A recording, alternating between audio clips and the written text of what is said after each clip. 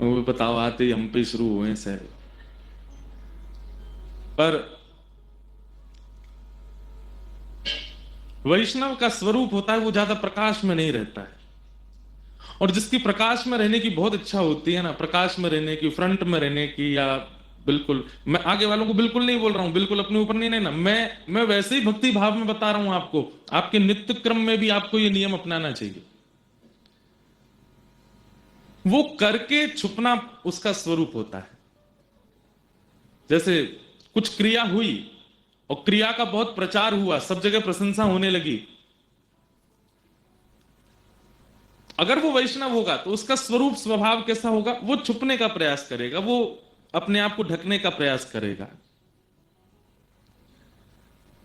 और अगर वैष्णव पद्धति का केवल मुखौटा पहना है, वैष्णव भाव में नहीं है, तो उसका बहुत मन होगा कि मेरा नाम लिया जाए, मेरा प्रकाश किया जाए, ये क्रिया मेरे द्वारा हुई ऐसा बताया जाए।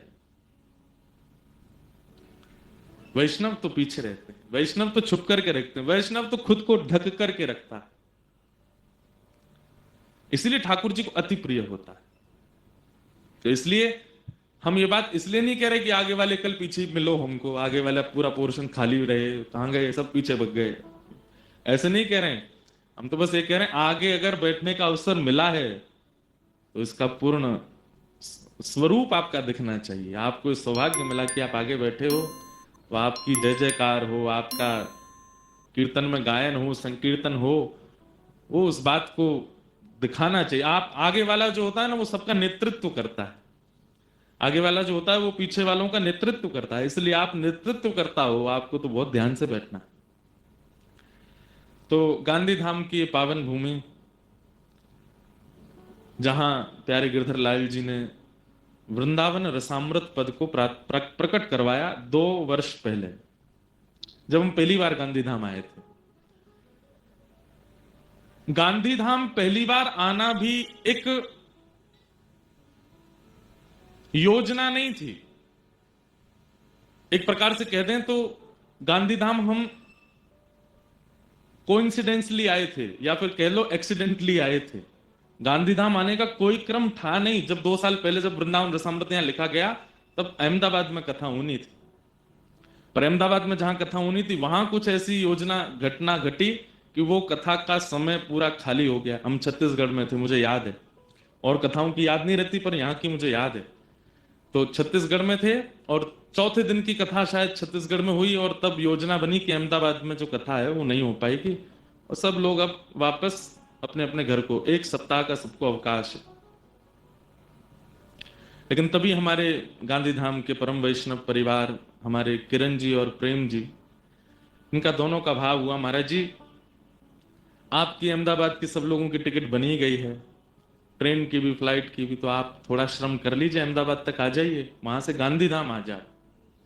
हमने कहा भाई देखो, अब छुट्टी अगर पता चल जाती है ना उस डेट में छुट्टी है, और फिर उस डेट में फिर से स्कूल बुलाया जाए, कॉलेज बुलाया जाए, यूनिवर्सिटी बुलाया जाए, तो बच्चों का मन नहीं होता। भाई पहले बोल दिया था छुट्टी, अब बोल रहे हो आओ, ऐसा थोड़ी होता है। संडे को अगर किसी काम करने वाले को बॉस कॉल करे कि भाई आज ये कर दो, तो वो भी सर आज तो संडे है, आज तो छुट्टी है, आप क्यों?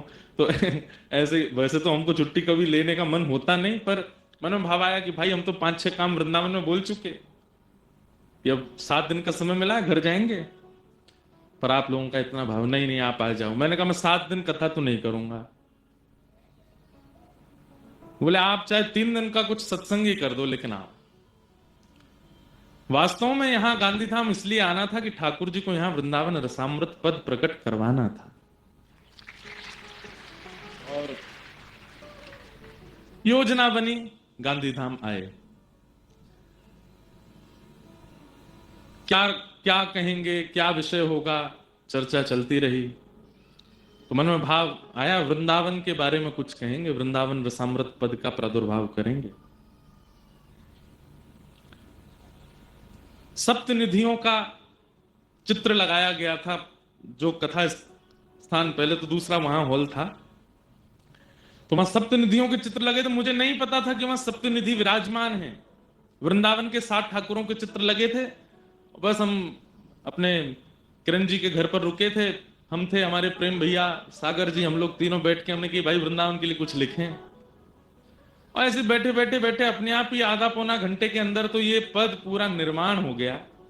और आकर के जब मंच पर गाया, उस दिन के बाद से तो वृंदावन जाने वाला हर वैष्णव यही गाता हुआ जाता है। श्यामा हृदय कमल सो प्रगट्यो, श्यामा हृदय कमल सो प्रगट्यो, श्याम हृदय को भाए वृंदावन प्यारो वृंदावन, वृंदावन प्यारो वृंदावन, हे श्री वृंदावन मेरो वृंदावन, श्री वृंदावन प्यारो वृंदावन, जिनकी कृपा से यह रस प्रगट्यो वृंदावन अभिराम, जिनकी कृपा से यह रस प्रगट्यो वृंदावन अभिराम। हे सप्तनिधि ने को ही उजियारो, सप्तनिधि को ही उजियारो, हम सबको मिलवावे वारो, हम सबको मिलवावे वारो, हमारो गिरधर लाल वृंदावन मेरो वृंदावन, ओ वृंदावन मेरो वृंदावन, हे श्री वृंदावन प्यारो वृंदावन, श्री वृंदावन प्यारो वृंदावन, श्यामा हृदय कमल सो प्रगट्यो, श्यामा हृदय कमल सो प्रगट्यो, श्याम हृदय को भाए वृंदावन मेरो वृंदावन, सो वृंदावन मेरो वृंदावन। ऐसे शब्द प्रकट हुए कि वृंदावन में सब आनंद से गाते हैं।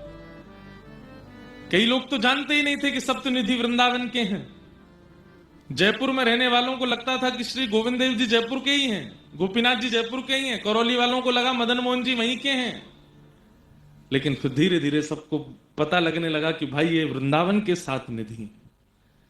और कालांतर में फिर कृपा करने के लिए दो जयपुर में, एक करौली में और एक पन्ना में विराजमान हो गए। अब देह वृंदावन का है मेरा, आत्मा वृंदावन की है, बुद्धि वृंदावन की है, मन वृंदावन का है, परंतु ये शब्द प्रकट गांधी धाम में हुए हैं। एक बात सिद्ध होती है इससे, हम जो बात कहना चाहते हैं वो ध्यान से सुनिएगा। इससे एक बात सिद्ध होती है कि वृंदावन कोई अचल स्थान नहीं है। वृंदावन तो चलती फिरती व्यार है, जहां प्रेम अधिक होता है वृंदावन की सुगंध आने लग जाती है, वृंदावन प्रकट होने लग जाता है। और मुझे अभी अगर ये बात मैं कहूं कि वृंदावन कोई एक स्थान नहीं है जहां प्रेमियों की संख्या ज्यादा, या जहां एक व्यक्ति के हृदय में प्रेम की स्थिति ज्यादा, उसके आसपास सब वृंदावन जैसा लगने लगता है। ये कोई बड़ी बड़ी बात नहीं है मंच से कहने की, ये वास्तविकता है।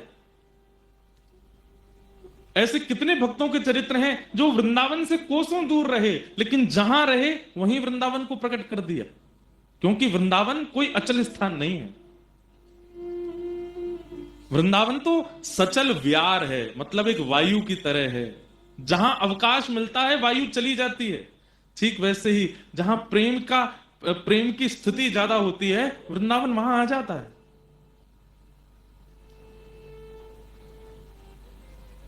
हम सत्य कह रहे हैं आपसे, वृंदावन में जन्म लेना, वृंदावन में मृत्यु होना, वृंदावन में निवास करना, उसकी बड़ी महिमा बताई गई है शास्त्रों में।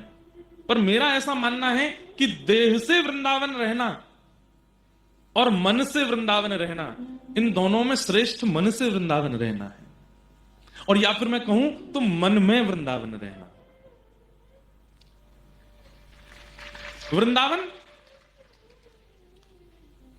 वृंदावन अगर इच्छा प्रकट कर देता है तो वृंदावन से 1200 किलोमीटर दूर गांधी धाम में बैठे हुए व्यक्ति के चित्त में भी प्रेम प्रकट हो जाएगा। और वृंदावन की इच्छा ना हो ना, तो वृंदावन में बैठे हुए व्यक्ति के चित्त में भी प्रेम प्रकट नहीं होगा। कितने लोग हमारे वृंदावन में, कितने लोग ऐसे हैं, अब सौभाग्यशाली तो वो हैं कि वो वृंदावन में जन्मे, पर दुर्भाग्य है उनका, उनको वृंदावन का एक भाव भी नहीं पता। उनको यह तक नहीं पता कि वृंदावन में बिहारी जी की मंगला आरती होती भी है कि नहीं, राधा रमण जी की कितने बजे होती है, श्री राधा वल्लभ जी की प्रसिद्धि सेवा में किस भाव की है, यमुना जी का स्वरूप क्या है, वृंदावन की आकृति क्या है, रज का महात्म क्या है, वृक्षों का स्वरूप क्या है, वृंदावन में रहने वालों को नहीं पता। और वृंदावन से कोसों दूर रह रहे उन वैष्णवों को वृंदावन की सप्त निधियों के बारे में पता है, वृंदावन